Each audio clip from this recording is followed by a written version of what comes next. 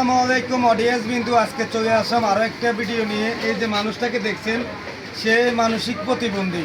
আমি চিন্তা ভাবনা করে দেখছি, তাকে তো ব্যক্তিগতভাবে আমার কিছু দেওয়ার সুযোগ নাই।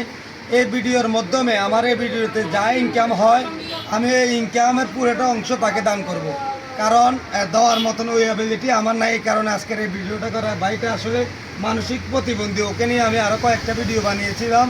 বিনিময়ে ওনাকে চাটা খাওয়াতে পারছি, এর বেশি কিছু আমি করতে পারি না। হুজুর কি বলেন, এই ভিডিওটাতে যদি ইনকাম যা হয় তাকে দেওয়াটা কি আমার জায়েজ হবে? কি বলেন ভাইয়া? আপনার অডিয়েন্সে কিছু বলবেন?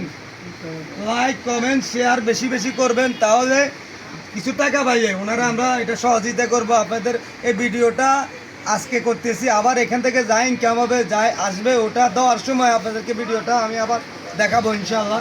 আব্দুলের ছেলেটা খুব ভালো, সে মানসিক প্রতিবন্ধী, তার জন্য সকলে দোয়া করবেন আর ভিডিওটা লাইক কমেন্ট শেয়ার করে অন্যজনকে দেখার সুযোগ করে দেবেন। ধন্যবাদ।